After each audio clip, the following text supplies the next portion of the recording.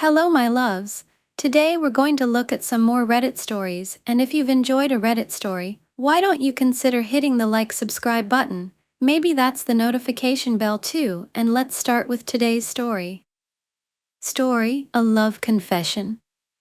At 30 years old, Nathan had built a comfortable life for himself in the bustling city of Chicago.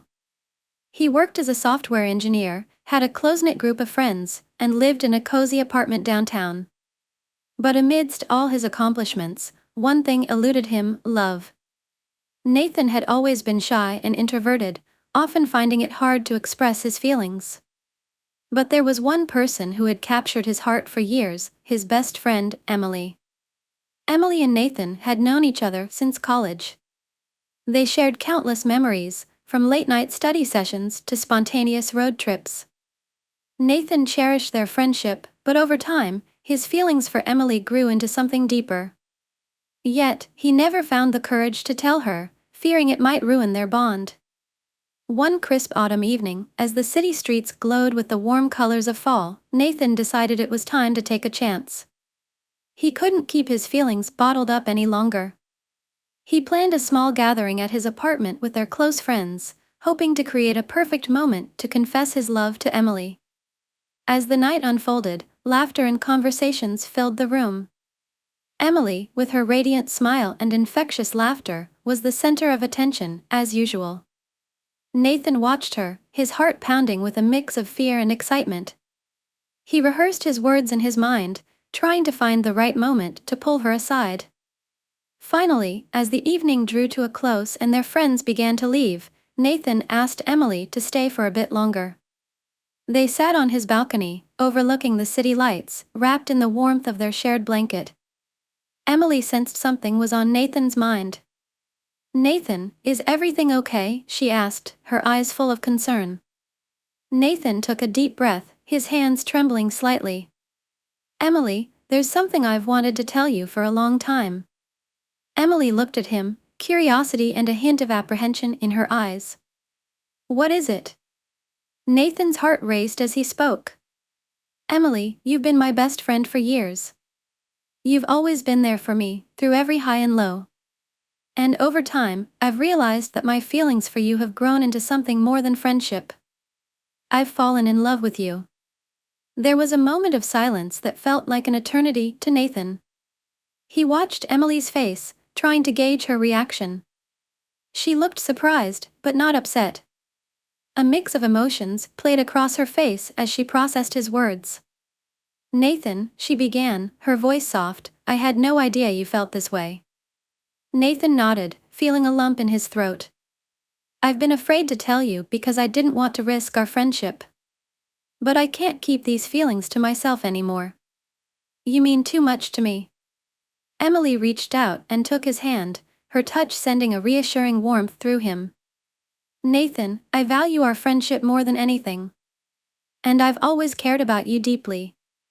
This is a lot to take in, but I need some time to think about it." Nathan felt a mix of relief and anxiety. "I understand, Emily. Take all the time you need. I just needed you to know how I feel." The following days were a whirlwind of emotions for Nathan.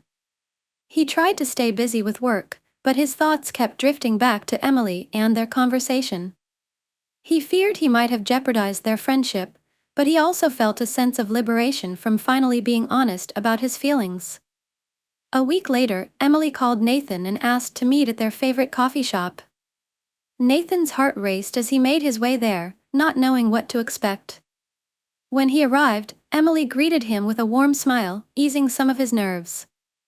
"Nathan," she began, "I've thought a lot about what you said. Our friendship means the world to me, and I don't want to lose it.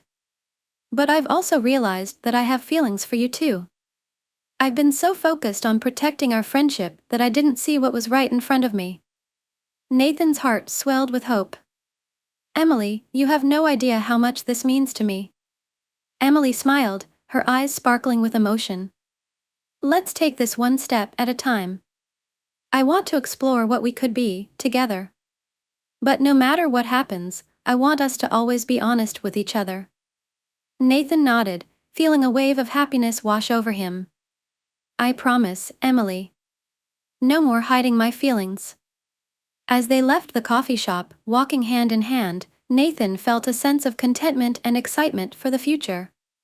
He had taken a leap of faith, and it had brought him closer to the woman he loved.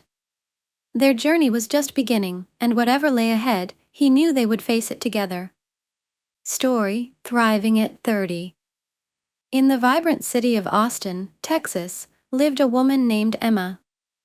At 30, Emma had a successful career as a graphic designer, a cozy apartment filled with art and plants, and a close circle of friends. Despite her accomplishments and fulfilling life, Emma often found herself reflecting on her single status, especially during social gatherings and family events. One crisp autumn evening, Emma attended a dinner party at her friend Sarah's house. As the evening progressed, conversations naturally turned to relationships. Sarah, who was recently engaged, turned to Emma and asked, "So, Emma, are you seeing anyone?" Emma smiled politely, feeling a familiar twinge of discomfort. "No, not right now. I'm just focusing on myself and my career." The responses varied, but the underlying sentiment was clear. Many people around her believed that being single at 30 was something that needed to be fixed. Emma left the party feeling a mix of frustration and determination. She didn't want to let societal expectations define her happiness. The next morning, Emma decided to embrace her single life fully. She made a list of goals and dreams she had been putting off and set out to achieve them. The first item on her list was to travel solo to a place she had always wanted to visit, Japan. A few weeks later, Emma found herself in Tokyo, surrounded by the city's dazzling lights and vibrant culture. She wandered through ancient temples, savored exquisite sushi, and marveled at the cherry blossoms in full bloom. Each day was an adventure, and she felt a newfound sense of freedom and empowerment. One evening, while exploring a tranquil garden, Emma struck up a conversation with a fellow traveler named Luca, who was also exploring Japan solo. They shared stories of their travels, dreams, and the paths that had led them to Japan. Luca admired Emma's courage and independence, and they quickly became friends.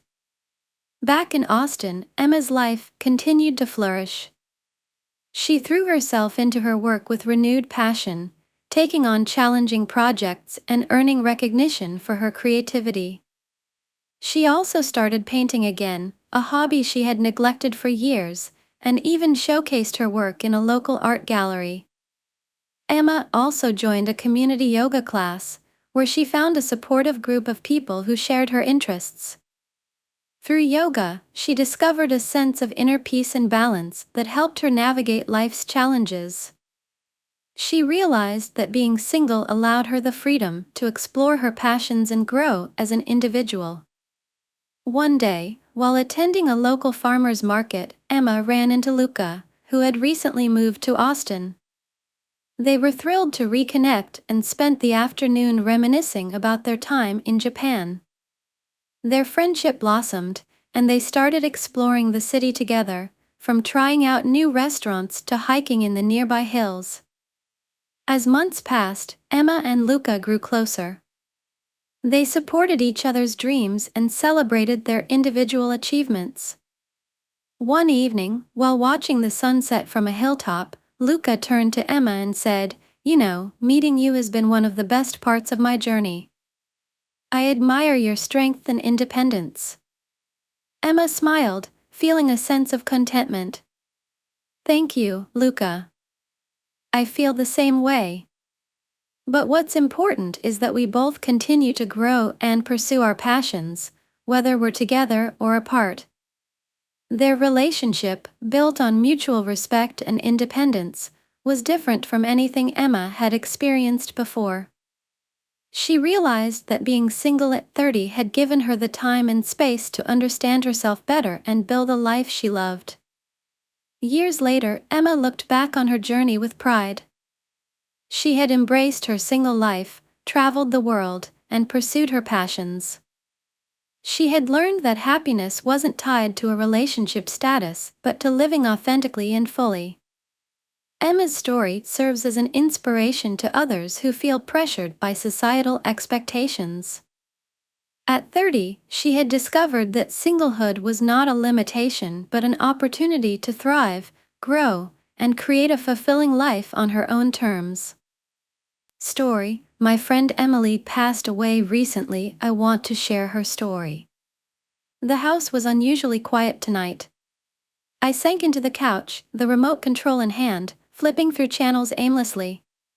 With my parents gone for the evening, I relished the rare solitude, the perfect opportunity to binge-watch my favorite shows without any interruptions. The wind outside was howling, causing the old windows to rattle in their frames. I glanced at the clock, 8:30 p.m. Plenty of time before I had to worry about them coming home. I decided to get a snack and headed to the kitchen. As I walked past the large living room window, something outside caught my eye. I stopped and looked out. Standing under the flickering street lamp across the street was a man. He was tall and thin, wearing dark, shabby clothes that seemed out of place in our quiet suburban neighborhood. His face was obscured by shadows, but I could feel his eyes on me. I shivered and quickly pulled the curtain shut, trying to dismiss the unease creeping up my spine. It's just someone passing by, I told myself. No big deal. The growing fear back on the couch, I tried to focus on the TV, but my mind kept drifting back to the man outside. I couldn't shake the feeling of being watched.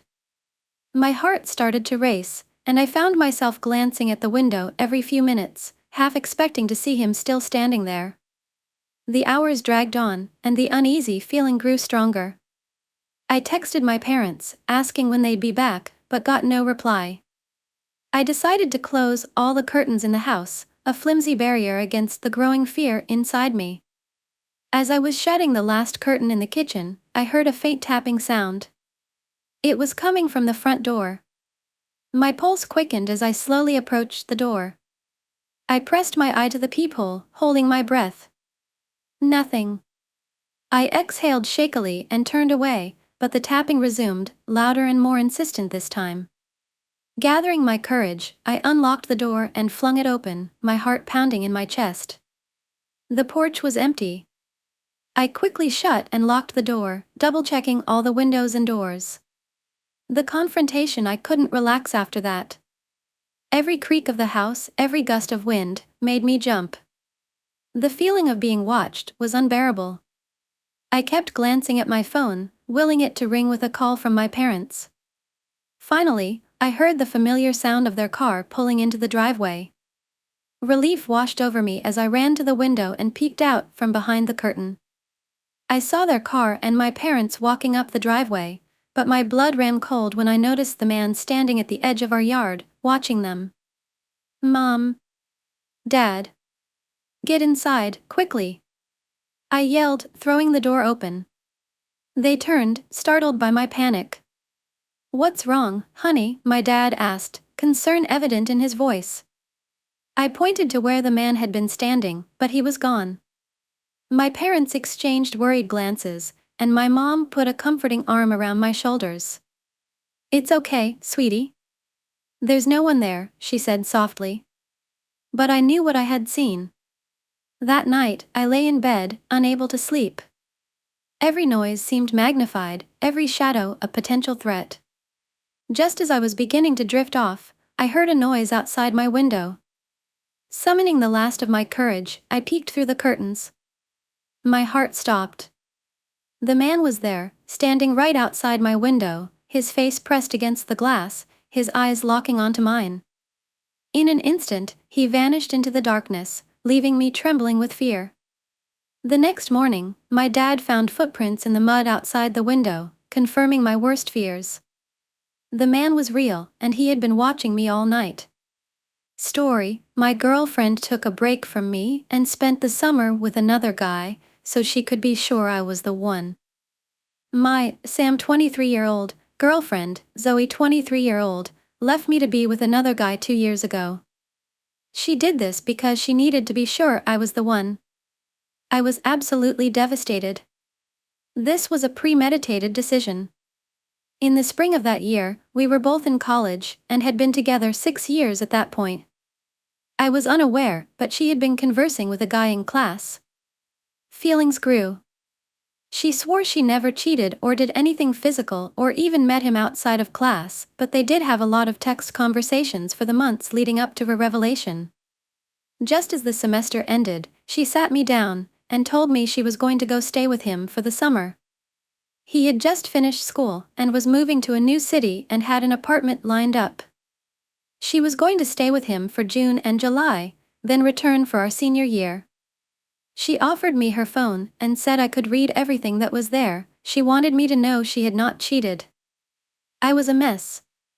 I love her immensely and did then as well. I was begging her to not do this. She tried to be as comforting and consoling as possible, but at the same time was steadfast she was going to do this. Her main reasoning being we had only ever been with each other, and she needed to know she wasn't missing out. I couldn't even begin to guess how many times she said she loved me still saw a potential future, and this was just to be sure. She even encouraged me to date. She left 5 days after this conversation. I tried so hard to get her to stay, but she went. I worked and did nothing else those entire 2 months. I didn't socialize, I barely ate, I barely slept. I went from 185 pounds to 165 pounds. She asked me to not contact her. I respected that. I was living in her apartment, everything was a reminder, a trigger. It was the worst, most painful time of my life. I knew she would return, even if not for me. We still had a year to go in college. And she did return. 1 week sooner than expected. It was a Sunday and she just showed up at the apartment. She broke down in tears upon seeing me. I was so much thinner, eyes sunken, mildly unkempt. The apartment wasn't disgusting, but it wasn't nice either. She told me she knew just from looking at me that she had destroyed me. We both cried for a long time. She was so apologetic. She said she knows now, she wants me and only me. I was more than willing to take her back. We had a tense honeymoon phase upon her return, where we were both tiptoeing around each other, spending lots of time together, but also having this elephant in the room. That lasted a month or so when I started having the anxiety attacks. This is when we finally started to address some of the issues, which we had largely avoided. It couldn't have been timed worse as we started back to classes about this time as well. Over the next 9 months or so I became more and more depressed. I was verbally abusive at times. Zoe took it, everything I said. She always tried to reassure me, always took responsibility. I asked all the time what I had lacked. What could I do better? Why wasn't I good enough? What more did she need? She always said I was great the way I was. That she made the choice she did, not because any fault of my own, but out of her own immaturity. We discussed what her life those 7 weeks was like. Obviously it was a full sexual relationship. They went on dates, they slept in the same bed, showered together, that was our thing, at least to me it was, talked about where this was going. I didn't think the wondering, the mind movies, would be easier to deal with than the truth, but I have a lot of days where I wish it was still just my imagination. The hardest part to cope with is she told me she returned early for me, but at the same time, after his initial 6 weeks he was offered the same position at another branch. That branch was about 5 hours away. Initially he was only about 40 minutes away from our campus. They talked and decided that while this had been fun, he wasn't sure it was worth continuing long distance. She told me she had mixed feelings, which was to her an indicator to return to me and try and redeem herself. I on the other hand now endlessly wonder if she would have come back at all if not for him moving. That brings us to a year ago. I was still easily triggered. I still had my moments of name-calling and verbal outbursts. She always went into support and reassurance mode. But not this time. She teared up and said, "I deserve it, but I can't keep doing this." I realized then I was going to lose her again. I don't want to lose her, it was so hard the first time. I love her so much. At that point, I rug swept everything. I stopped bringing it up. I stopped talking about my feelings about this, except in the most vague ways. If she brought it up or checked in on me, I played it off, told her I was doing good and was in a different place now. We got engaged 6 months later. We just got married 2 weeks ago. Zoe has been everything a man could hope for this last year. I have regained my trust in her, and she goes out of her way to love and support me. I am a rising star at the office. I've been really pushing hard at work. I take on all the toughest jobs, and I have been hitting it out the park. I just got promoted, and with it a substantial raise. On top of that, I have made it a point to exercise regularly and eat well every day. I am in better shape than I ever thought I would be. With all that said, I make it point to spend as much time together with my now wife. Even if she just wants to chill and watch TV, I'll massage her shoulders or feet, play with her hair, soft touch her arms or back. The little things she likes. The response has been huge. She can't keep her hands off me. We are doing small trips together, and our non-physical intimacy is consistent and deep. But it's all born of insecurity. This is my problem. I am so driven at work, and the gym, and in the kitchen, and with my wife, because I am so terrified she will leave me again. I sometimes look up the guy on social media. Just to make sure my career is going better, it is, that I am in better shape, I am. I don't want her to feel bad. I still feel so guilty of how I acted that first year we were back together, but it's hard pushing like this all the time. I'm just so afraid if I slip even a little, I'll lose her. I just got to stay focused and enjoy the little moments of rest that come. If I do that, I think I can make sure no one beats me again. Zoe and I just celebrated our 1-year wedding anniversary last month. Our relationship is going very well. We bought a house. She's always asking me how she ended up with such an amazing husband. I have been busting ass extra hard lately. I hit a big bonus at work, and her job is doing well, although she has a lot more work stress now. I've been doing my best to help take the home stress off. Generally, getting up a bit early to make sure the house is back in order before we head to work each day. I don't want her spending her time thinking about that. I still remember how she said the guy was a bit of neat freak. She said that like it was a negative, but actually her quote was, "He was kinda a neat freak," which was nice, but made me feel all this pressure. Meaning she really liked that the place was always clean while she was with him, but I bet he got bent out of shape if things were left out by her. At least that's what I think she meant when she said that. That's why I get up early and take care of the place. I fix any mess she made or any dishes left overnight while she sleeps, that way she doesn't feel like it's her fault, or like I'm bothered by the small messes she makes. It's working well. We went to Hawaii for a full anniversary vacation, which was a place we've always talked about wanting to go to. We did a lot of touristy things, but mostly I was able to catch up on sleep. I normally only get 4 to 6 hours a night. So the extra helped out when I took on this really big client at work. If I do well on this one, another promotion could be in order. I rarely check on what the guy is doing now. His career hasn't grown as fast as mine, I can tell, and he has a bit more of a belly now. I know I'm beating him, he can't compete with me anymore.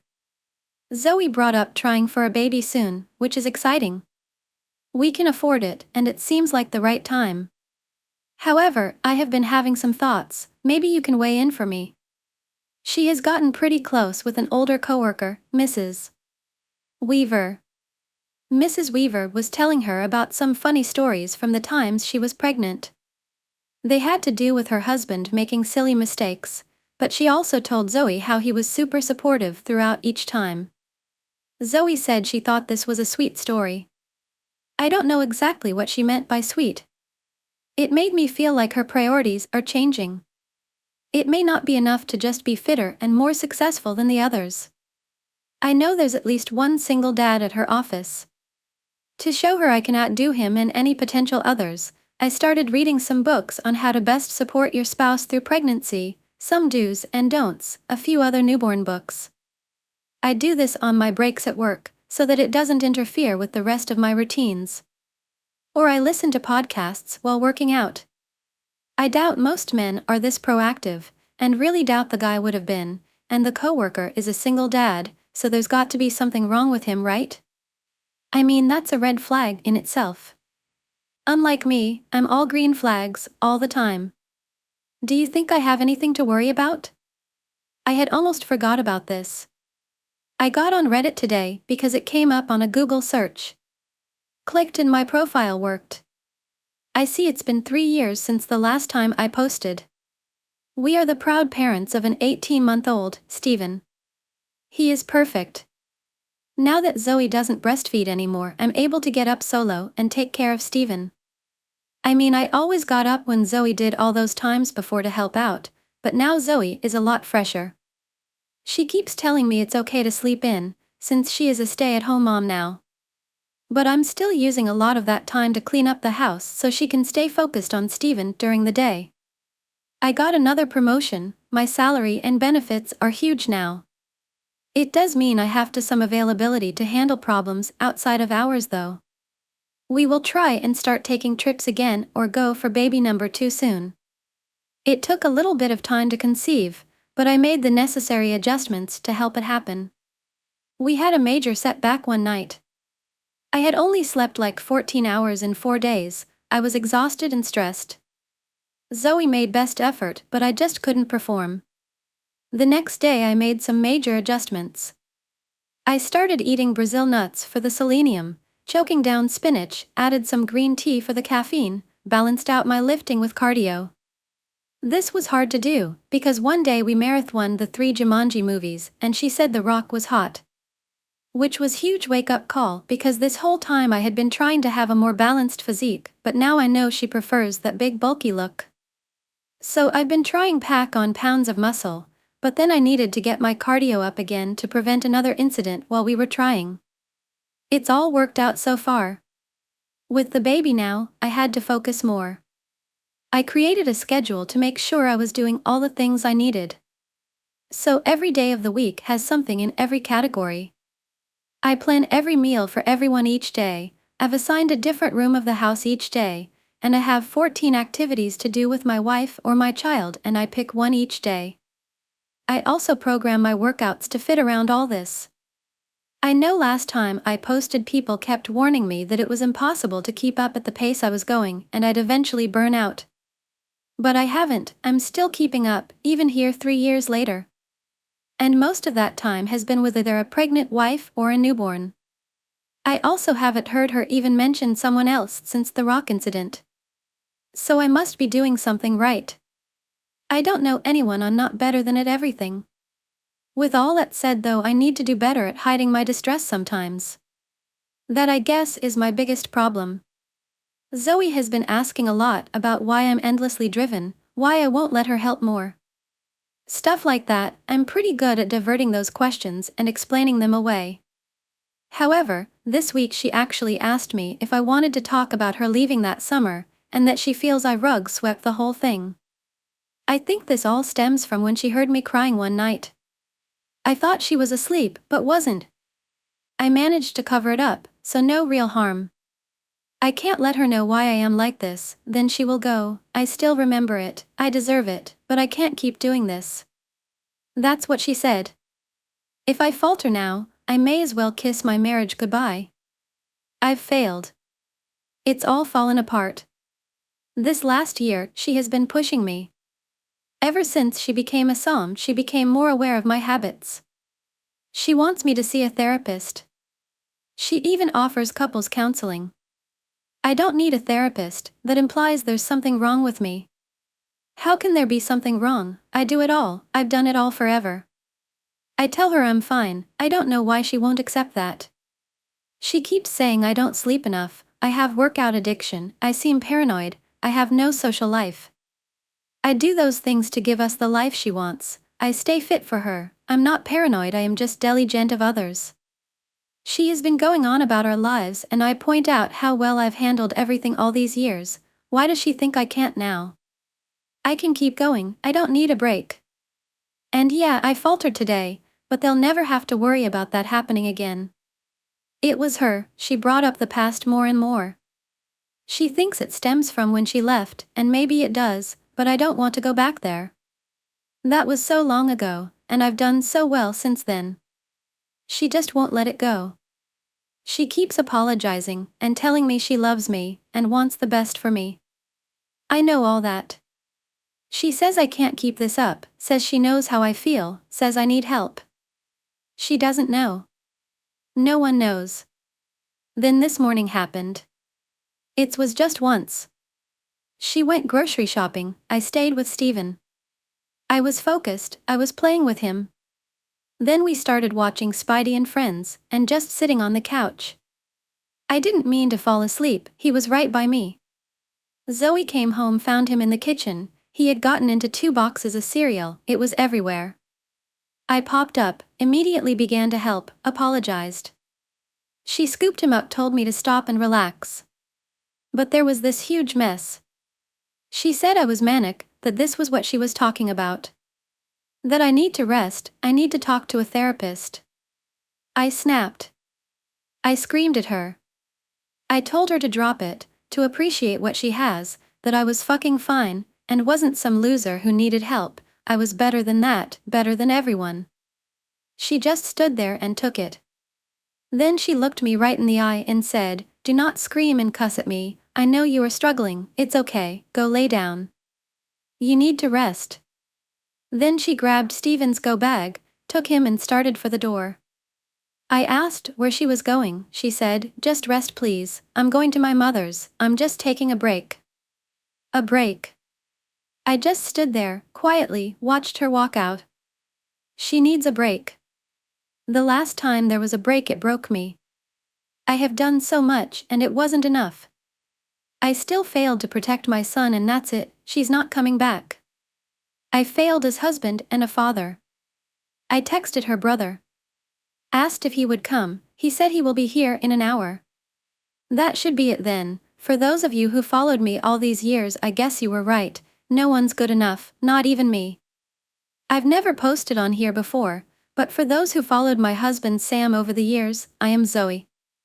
I linked his last post to this one. I'm only doing this because a lot of you showed him tremendous support, which I appreciate, and hope that anyone who finds themselves going through crisis like he was will get help. Those who followed him know that 6 months ago we had an incident where he fell asleep while watching our son Steven. I wasn't angry, and I didn't blame him. I knew he was having a hard time. I was afraid. I had been trying to get him to get help for a while at that point, and with the emotion on the moment he snapped and lashed out. He hadn't done so in many years. At that point I made a horrible mistake I regret more than all my other life regrets combined. I was frustrated, but thought a little space would help us both diffuse. I was calm, I told him I just needed a break. I meant just for a few hours, and we went to my mother's house. I never should have left him alone. About an hour and a half later I got a call from my brother. He was so distressed. He had gotten a text from Sam asking for some help in the basement and to just let himself in. That's where he found him. He had hung himself from the basement ceiling. I hate that I couldn't see it sooner. Years went by before I really started to notice. It's just so hard when you're young. I was working too, we were trying to buy a house and have kids, travel. It was a whirlwind. When Steven came I started to stay home. That's when I finally noticed. There had been hints, I just didn't want to see it I guess. You just don't want to admit things to yourself. You want to think he did all this just because he wants to. You think you're reciprocating it. Reading his posts, I didn't even realize how much I missed. I know he was actively hiding his stress and habits. I know he rug swept all his emotions that could be taken negatively. But there were hints, why couldn't I see them? I'm the catalyst of his descent. I know I didn't deserve him after what I did. I've felt that shame for 8 years now. I've done everything I could think of to repent for my choices. I won't justify them, I was wrong, and I hurt someone I love beyond measure. I'm sure some of you wonder how I could do that to him. I wonder that myself often. It's easy to throw out the usual excuses, I was young, I was immature. To tell you the actual truth, it really was just FOMO. Combined with having a few friends in my ear, which I now realize they were not friends, and a schoolgirl crush on a classmate was all it took for me to traumatize the most important person in my life. It sounds so dumb written out, but it's true. The NRE lasted about a month, then it was 3 weeks of making up reasons to see it through. By time I left, I knew I had made a huge mistake, and came crawling back. I still shudder thinking how much I compartmentalized. The sight of him when I showed up has always haunted me. It's guilt I deserve and will always hold on to. For all the remorse I feel over what I did when I was 21, it pales to the feelings I have not being able to help him before it was too late. I think I have read his posts almost every day in these last 6 months. I failed him so much, I'll hold on to this pain for the rest of my life. I'll have to watch our son grow up without his father. Nothing will ever fill this void. I don't know what I wanted to accomplish with this, though it's been surprisingly cathartic. Maybe this will help someone else, someone holding on to something they can't handle on their own. If that's you, seek help. It's not weakness, it's strength. No one is perfect. No one can do it all on their own. Story: a tale of love, a triumph, and a tragedy. A man once existed, went by the name T, but no one recognized him nor knew his name. He traveled vast lands in an attempt to find that special someone. Nobody knew what this person might hold or might give him, but they knew they meant something to him, something that couldn't be given by any other ordinary person. He traveled miles upon miles, searching from the bottom of the Great Lakes to the highest peaks of the highest mountains, never seeming to find this special person. One day, he stumbled upon a small village located not too far from a great city said to have held the richest and most valuable items. He hadn't expected to find this someone in such a place made from stone and old empty buildings once used to serve almost everyone's needs. The town lay almost empty upon his arrival, with the occasional village person happening to stumble by from what stores still remained. There he found someone so true and very beautiful, a woman who held many secrets but shared no care in informing the occasional person when asked. She had a smile that seemingly lit up the valley the village was nestled in. She had locked eyes that attracted many but could only be unlocked by one. When the empty keyhole that was her eyes was unlocked by one man in particular, this man being T, they stared at each other as if they had known each other their entire lives. They shared a smile and began an interaction. They laughed, their laughter sending waves of joy around the valley, creating a spark of love. These two eventually began a partnership that would last a millennia. They talked about great things and their dreams, their weaknesses, and their sorrows. They talked and talked and talked until they both ran out of things to laugh about.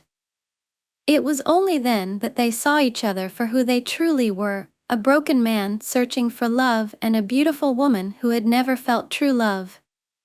This created a bond unlike any other, a bond strong enough to hold continents together. They spent days together, then weeks, then months, and eventually years, all the while under the influence of love. They danced in never-ending fields of beautiful flowers. They hugged and kissed in the rain. They stayed inside and laughed while it was cold out. They stayed outside to enjoy the cool breeze and fresh air when the temperature allowed it. It was perfect. Neither could deny it, and neither could the townsfolk. They all knew the couple and what they had been through. Their echoes of love always cried out from the place the two called home, their laughter, their cries, their smiles, their frowns, their ups and downs. It was like a dream, but eventually one does have to wake up from a dream. They both began seeing each other in a different light, arguing from when the sun rose till the sun set on the horizon. Some days they'd even hide from each other to avoid a conflict. It cut them both deep, a hole in their hearts, a hole that was as deep as the great ships at the bottom of the ocean. They ran away from each other, vowing to never see each other again, only to return once more to apologize and rekindle their love. This cycle continued day in and day out until T voiced his concerns to his beloved. She was worried at his sudden willingness to show emotion, for this was unusual for him. He explained that the two had been at each other's throats almost every day, non-stop bickering and fighting. He promised her that in the areas he lacked, he'd be better and give his all to ensure it, only if she did the same, for it was clear that the two had their own problems. She vowed to do the same. Her love for him couldn't be held back any longer. Though they fought, they had loved one another for quite some time, and there were reasons for this love.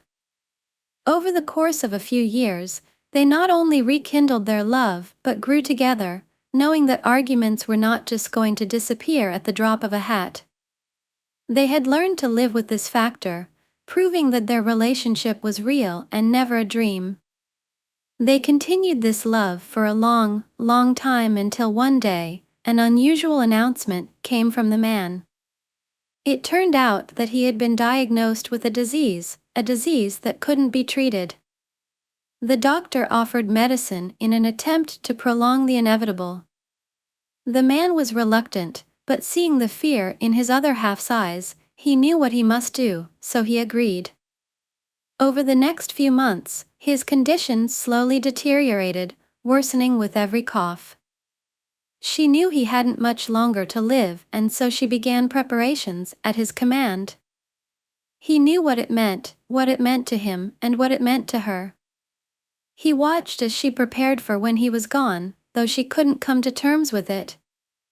It was like this for quite some time. The man got worse, and the woman broke more.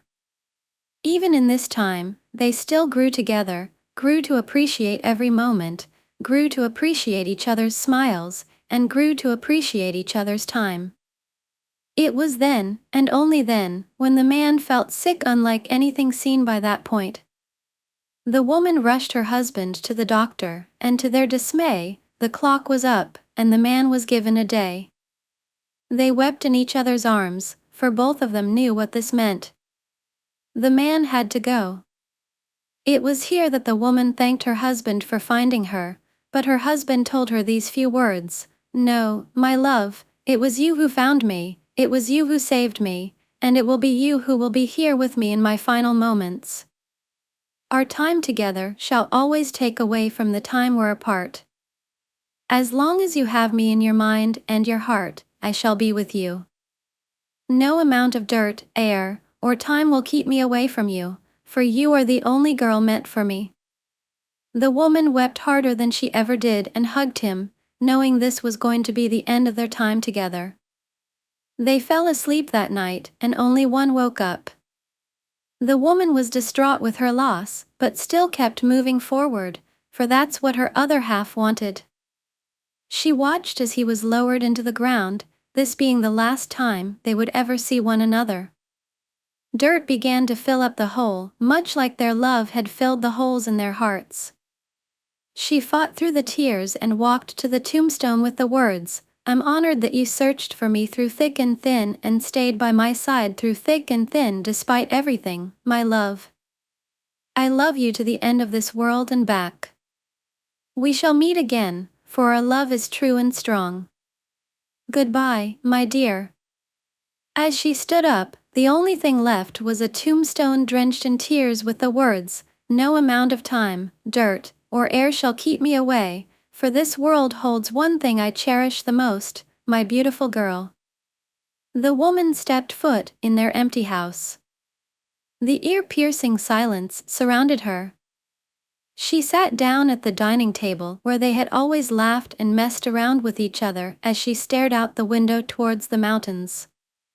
There, a beautiful sunset was going down, a sunset that had given the same energy and delight as he once did. It might have just been another sunset for everyone, but for her, it was everything. Story: Choosing Independence. In the bustling city of New York, lived a young woman named Lily.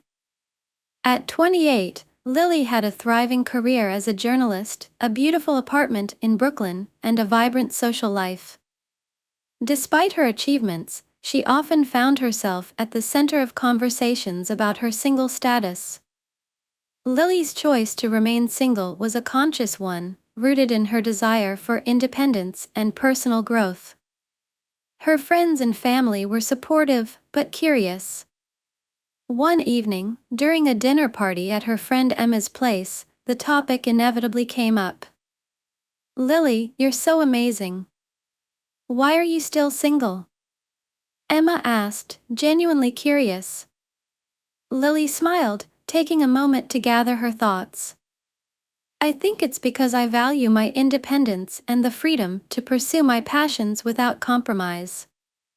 It's not that I'm against relationships, I just haven't found one that fits my life right now." Her friends nodded, some understanding and others still curious. Lily continued, sharing her journey of self-discovery and the reasons behind her choice. 1. Personal growth and career focus. Lily had always been driven by her career. From a young age, she knew she wanted to be a journalist, telling stories that mattered. Her dedication paid off, landing her a prestigious role at a top magazine. Being single allowed her the flexibility to travel for stories, work late nights, and fully immerse herself in her passion without worrying about neglecting a partner. 2. Financial independence. Growing up, Lily had seen her parents struggle financially and knew the importance of financial independence. Being single gave her control over her finances, allowing her to save, invest, and spend as she saw fit. She enjoyed the freedom of making her own financial decisions and planning for her future. 3. Exploring passions and hobbies. Lily had a wide range of interests, from painting to hiking to learning new languages. Being single gave her the time and space to explore these hobbies fully. She joined a local art class, spent weekends hiking upstate, and enrolled in a Spanish course. These activities brought her joy and a sense of fulfillment that she wasn't willing to compromise. 4. Social connections. Lily cherished her friendships deeply. She had a close-knit group of friends who were like family.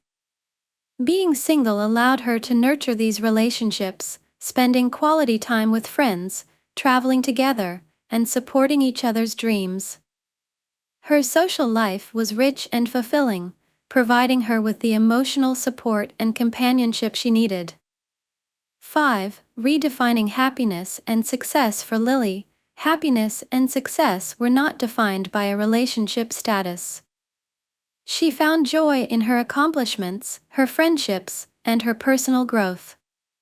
She believed that being single allowed her to live authentically and pursue her true passions without external pressures. As Lily shared her story, her friends began to see her perspective. They realized that her choice to remain single was not out of necessity, but out of a desire to live a fulfilling and independent life. That night, as Lily walked back to her apartment, she felt a sense of contentment. She knew that her decision to remain single was right for her. She had built a life that she loved, filled with passion, adventure, and deep connections. In the end, Lily's story serves as a reminder that choosing a single life is a valid and fulfilling option for many young people today. It's a choice that allows for personal growth, independence, and the pursuit of one's dreams. For Lily, and many like her, singlehood is not a state of lack but a canvas for creating a rich and meaningful life. Story: 3 months I've been single. It's been 3 months today that I became a single man again. For the better part of 6 years, Celia and I have been serious and exclusive.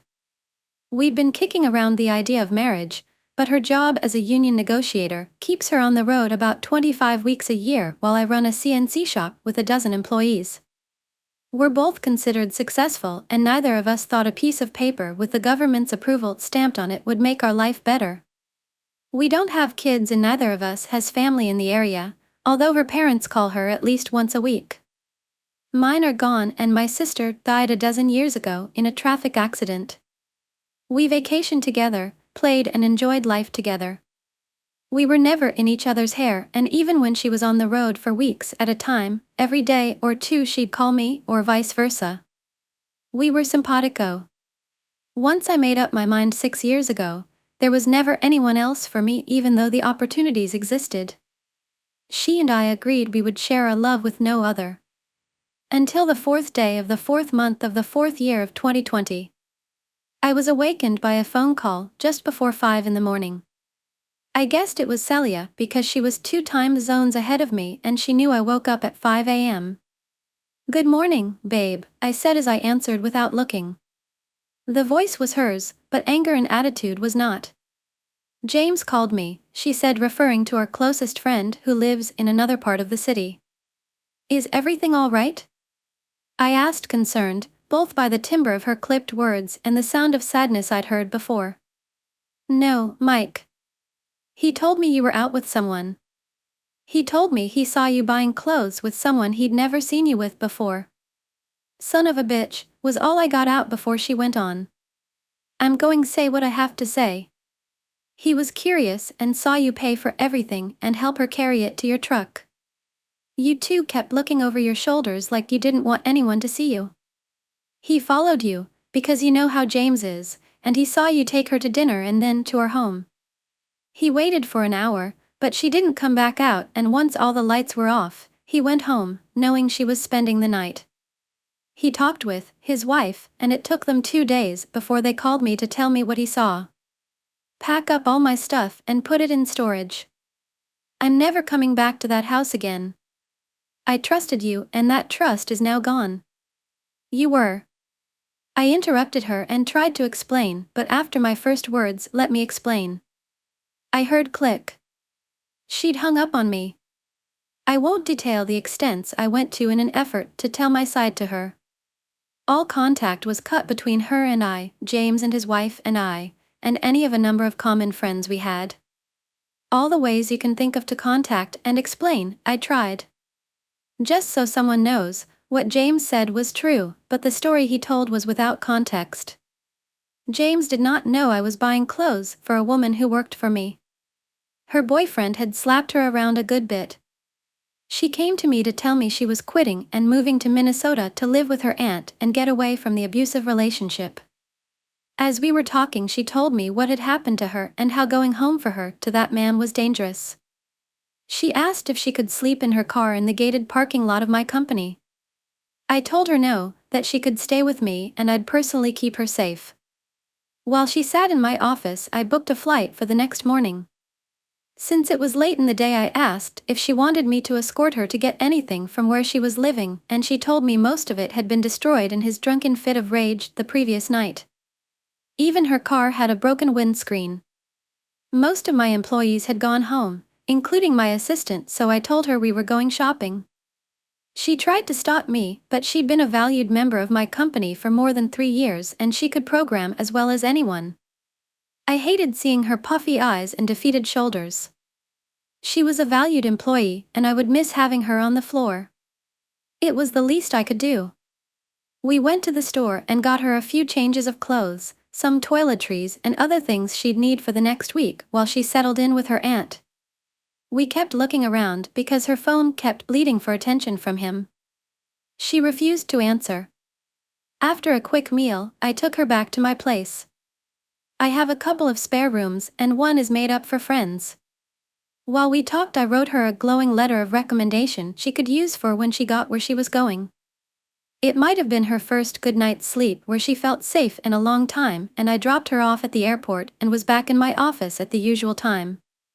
Now, looking back, I should have called and told Celia what I was doing, but I was only thinking of helping someone who needed help. I didn't want to spread my former employee's dirty laundry over the phone. I thought telling Celia what I'd done when she returned would be good enough. I didn't expect James would be telling her what he'd seen out of context. I didn't think Celia would think I'd ever step out on her. I didn't think my life would be the hell it has become. Story: A First Love to Remem. I, currently 20F, had this friend, we'll call him Zero for this story, that I had known since my freshman year of high school. We were really close. To put it simply, we both love anime and Vocaloid. We would watch songs together during lunch period and sit next to each other in Japanese class. He was 2 grades higher than me, but I didn't care. He had always been there for me for freshman and part of sophomore year, because school got cancelled due to the you-know-what in 2020. He would give me and my family presents on special occasions, and we'd do all kinds of things outside of school, going to each other's houses, going to the movies, going to anime conventions, you name it. He was very supportive as well, and was always there for me whenever I needed somebody to talk to. And I was there for him as well. He was like a brother to me, although I have a brother myself. He also got along very well with the rest of my family. It was like he was an additional family member to them. However, I should have known these times were too good to last. Fast forward to October 2022, my mom tells me that Zero texted her. He has her number because previously, she gave it to him when we went to cons in case of emergency, saying that he has a crush on me. She wanted to know how I felt about it. I told her that I didn't see Zero the same way, and that he's just a good friend to me.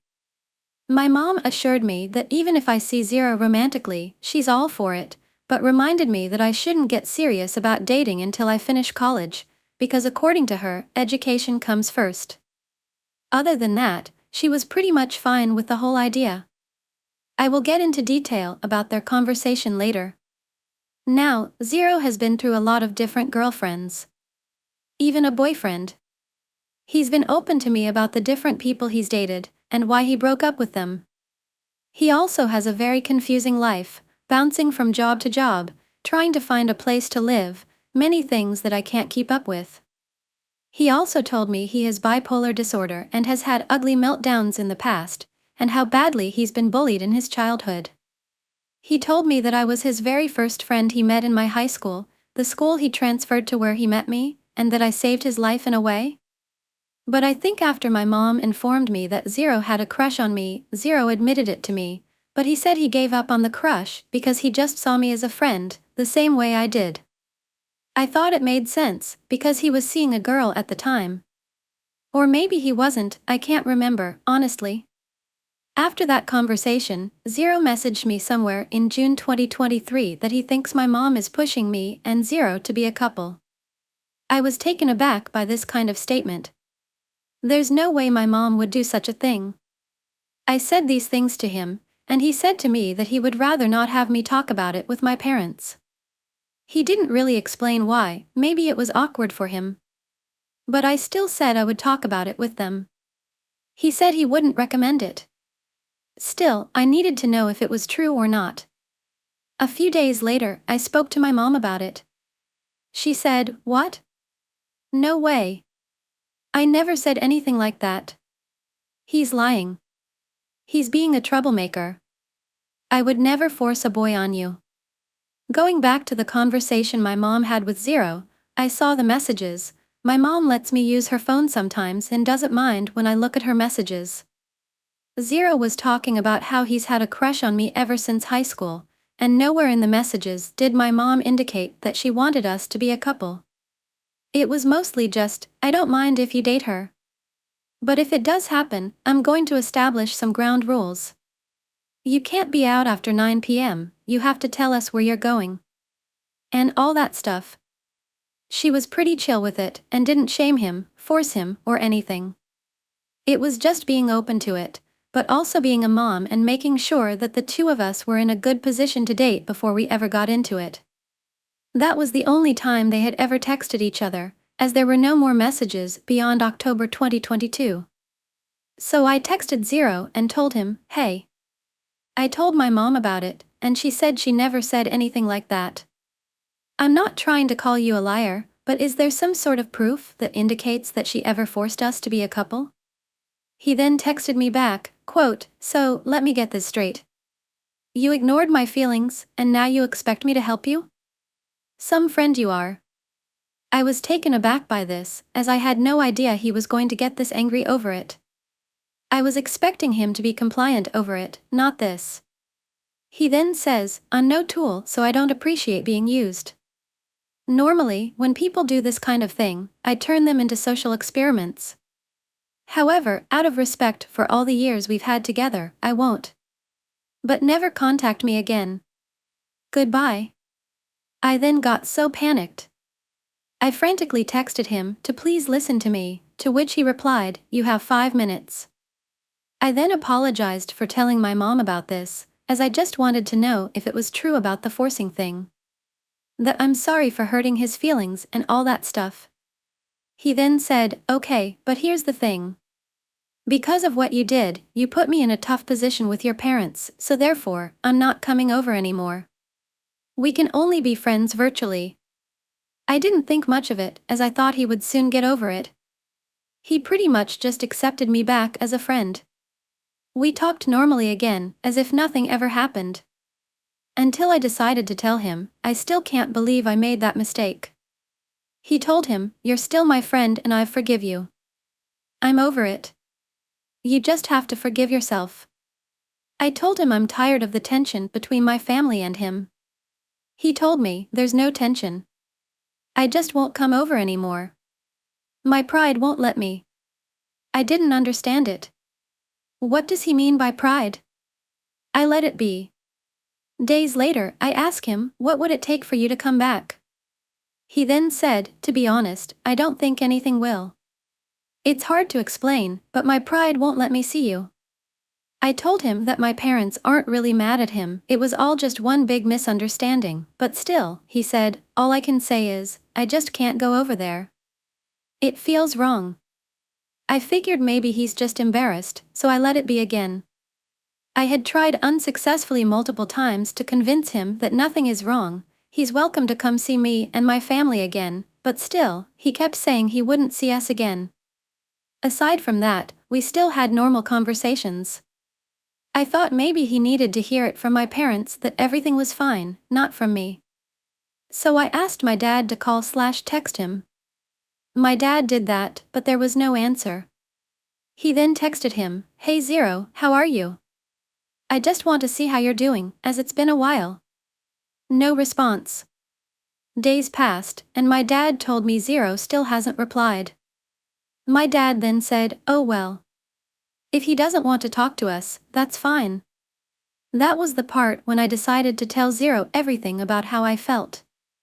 I told him I was tired of his excuses to not see us again, that I just wanted our friendship to be back the way it was, and that it's like he just doesn't understand that nothing is wrong between us. I also mentioned that I didn't understand how he got so upset over the fact that I told my mom about the forcing thing. That I couldn't deal with it anymore. I just wanted things to be back to normal. His responses didn't really make it much better, but he cleared up some confusions. Or so I thought. First off, he mentioned that he said his pride wouldn't let him see me because it's an abstract concept that you wouldn't understand, and that if anybody asks about why we don't see each other, that I should say it's because of our family's cultural differences and such, and it still made no sense to me. He also said that it wasn't like he never wanted to see me. He just didn't want to see my parents. He would still ask me how they were doing in the past, he just didn't want to see them in person or speak to them.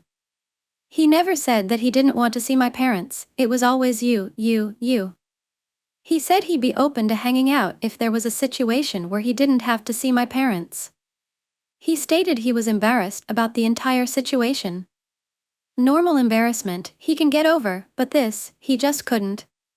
He ended it by saying that this is just something that's not under any of our control, and that I should accept it. He said maybe, just maybe, he would get the guts to see my parents again, but it's a slim possibility. So we continued things from here. However, us meeting in person never happened due to things that happened in both our lives. He got a new girlfriend with whom he helped move in with him, and became busier than ever. We rarely talked through these times. He said he didn't go through with his plans to hang out because of his new job and all the other stuff. So I let it go. For the rest of the months leading up to my breaking point, we talked on and off. I even got to chat with his girlfriend at some points, and she was friendly.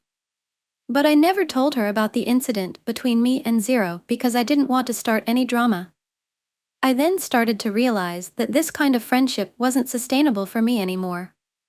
As much as I loved talking to Zero, I couldn't be friends with someone who wanted to leave a scar on such a beautiful relationship he had with my parents, and to just throw it all away because of one incident that may make sense in his mind, but no sense in mine. I thought maybe there's no point in continuing with this friendship. It was just making me sad, being constantly reminded that this person is no longer coming to my house frequently, to make jokes with my family and play with my pet cats. It felt wrong just to be a virtual friend to him. I was tired of making myself feel miserable about this part of our friendship that was missing. So in June of this year, I sent him a message saying that I couldn't do this anymore. I think it's best we go our separate ways, and it's obvious that we have our differences. He pretty much accepted the fact that I didn't want to continue with the friendship anymore, and we ended things with peace. I always wonder to myself if I was at fault for making our friendship end the way it did. Part of me feels like I never should have told my mom about what Zero told me, where he thought my mom was pushing us to be a couple. Maybe then our friendship would have remained how it used to be. I even told my parents that I decided to end things with Zero, and while they accepted my decision, they reminded me that I have the right to cut someone out if I feel like they're not the right friend for me. In this case, Zero's unwillingness to make up to my family, to let the past go, for whatever reason in his mind was just not doing it for me, albeit we did everything we could to assure him everything was fine. I've talked to some of my other friends about this story, and each and every one of them have said that it's the stupidest thing that Zero did. That no friend would do such a thing over something so trivial. They even suggested that Zero lied about my mom saying that to him just so he could date me, and now he can't look at me because he got caught in his stupid lie. They also told me it's best I let him go, but at the time, I didn't want to, as I just wanted to give Zero the benefit of the doubt. But as time passed by, I thought, what's the point of trying to water a dead plant? Maybe I should have let Zero end things right then and there last year. Bye and see you again in the next videos and stories.